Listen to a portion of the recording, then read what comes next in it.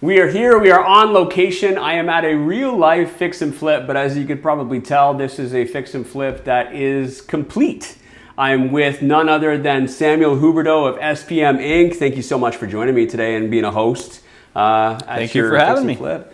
It's an absolute pleasure, and I'm really glad that we were able to get in. I was able to get into this fix and flip before the keys transition to the end buyer. Mm-hmm. So this is now officially sold, your fix and flip? Officially sold, yes. And how quickly did it take for you to sell this property? About 4 hours. Sorry, say again. 4 hours, you said? 4 hours. 4 hours, just 4 hours. And we are in Edmonton, Alberta, for those of you guys that don't know. The land of opportunities as far as for those that are looking for jobs, but also for real estate investing as well. This market is absolutely on fire, and I'm really, really happy that I'm able to sit down with you and kind of talk about this fix and flip, because I know lots of people are very interested in fix and flipping in Edmonton. Yes, many are. Yeah, and so, I mean, you probably got people just like banging down your door just trying to get in and invest with you as well. Mm-hmm. Yeah. I got a lot of people asking, and yeah. Yeah.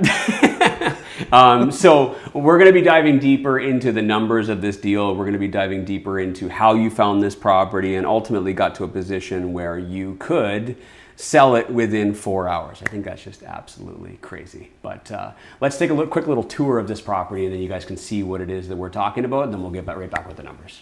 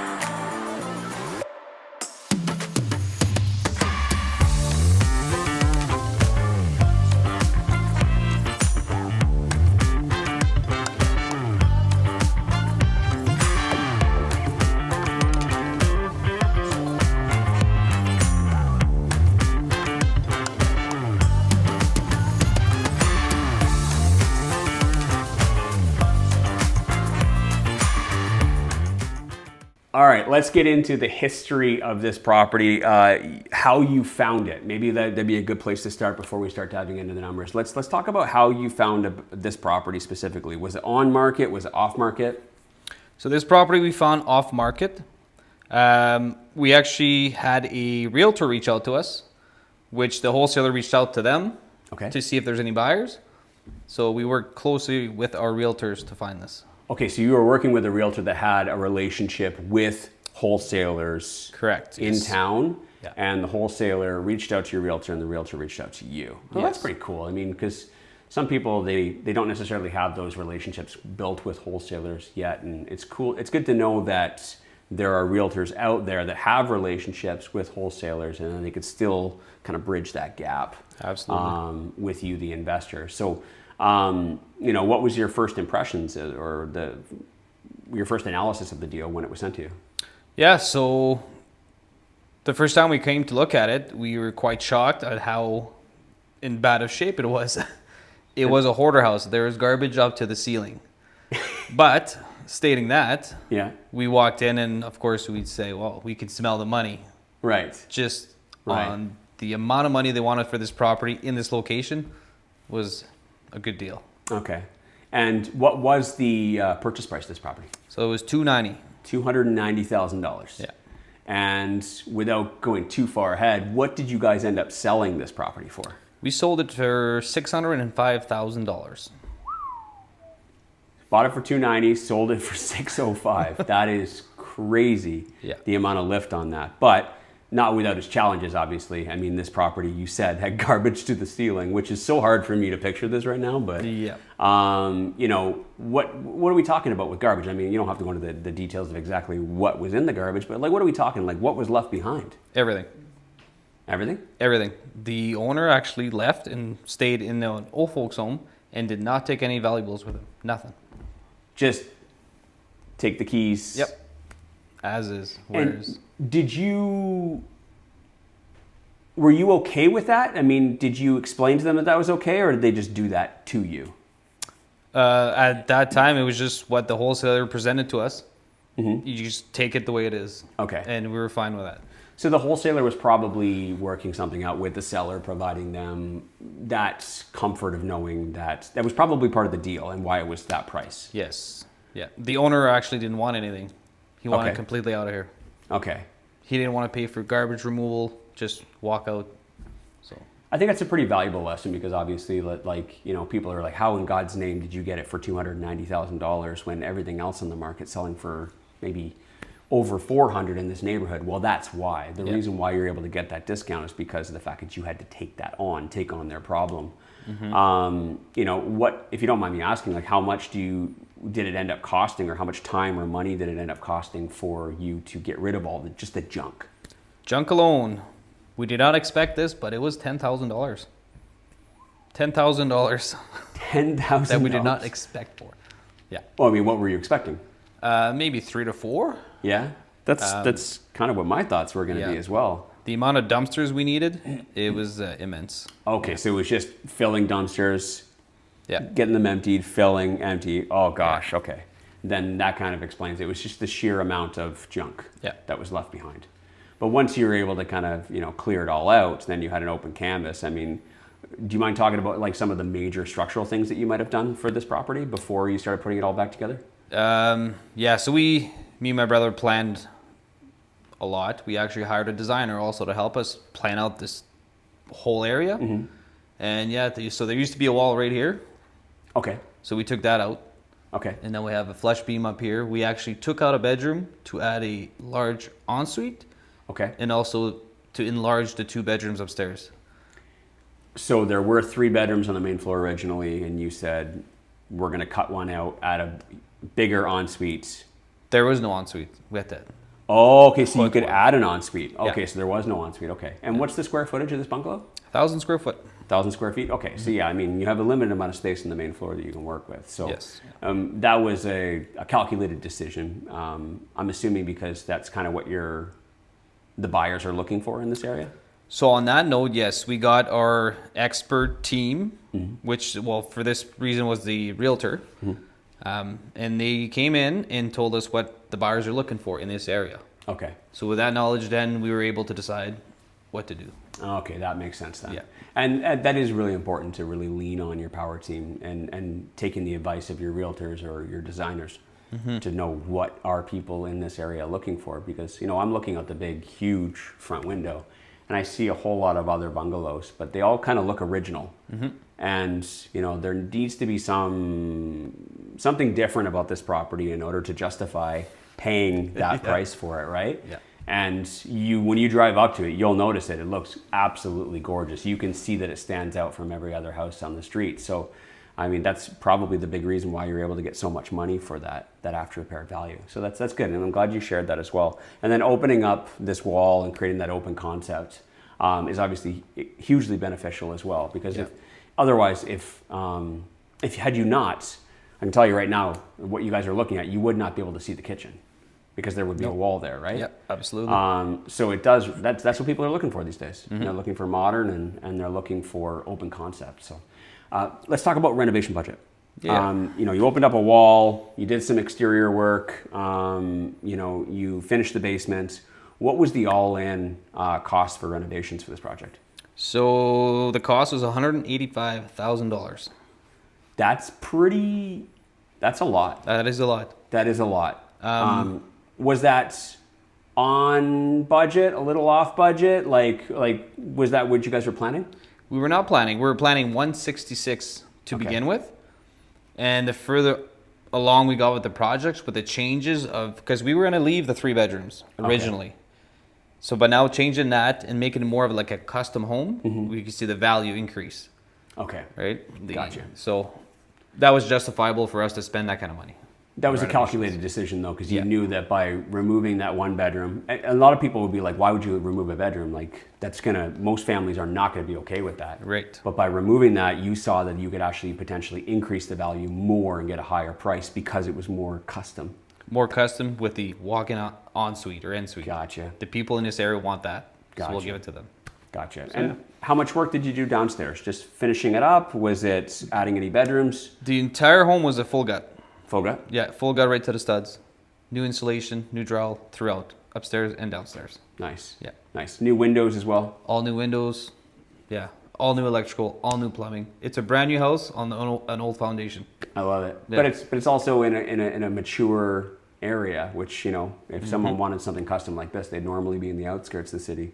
Yeah. This is nice and close to downtown. It's trendy. It's where people want to be, right? Exactly. And sorry, how many bedrooms did you add downstairs? Two bedrooms. large bedrooms.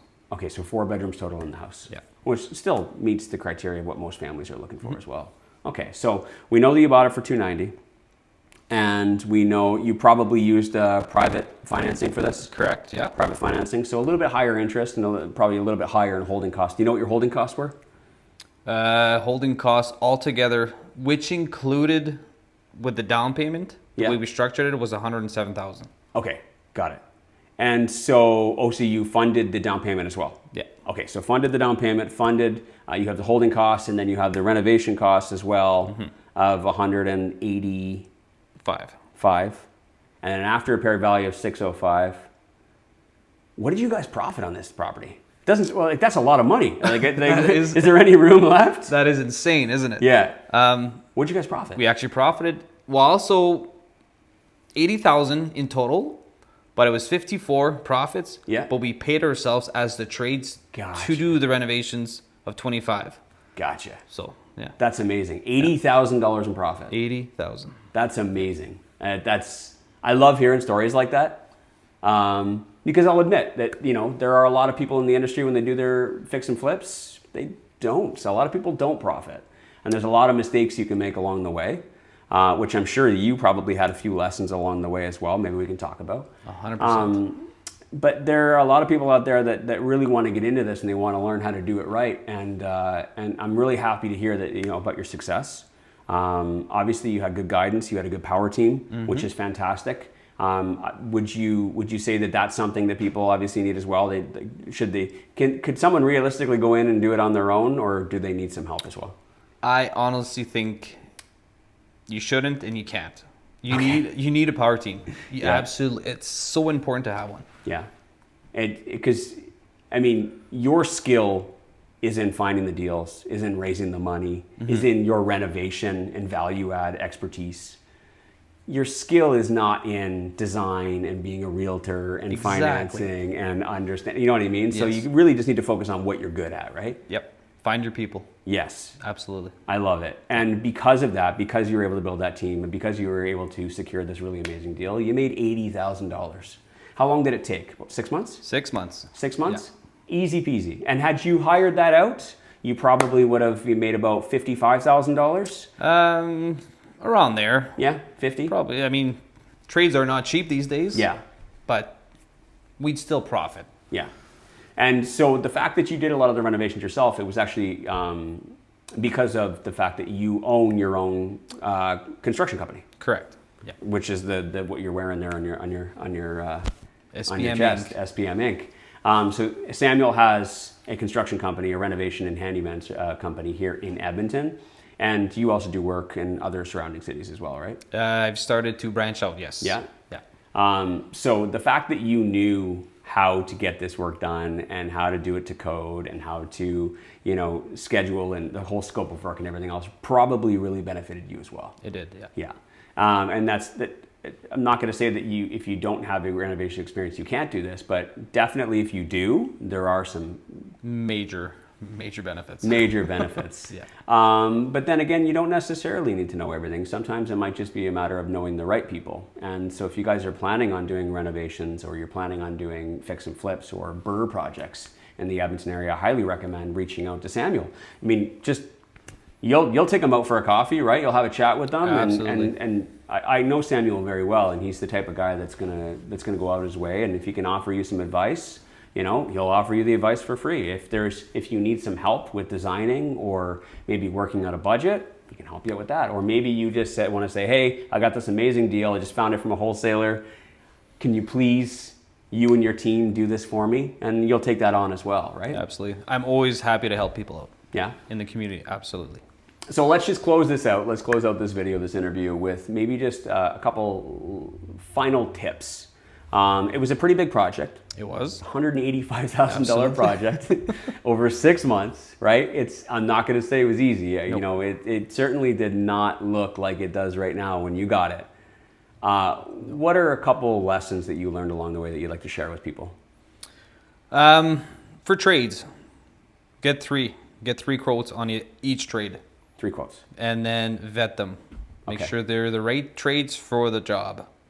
Okay. So always make sure you get 3 quotes. Yeah.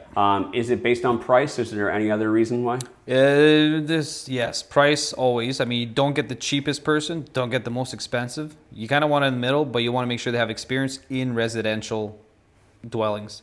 Okay. You don't want to hire a commercial electrician to do residential work. Right.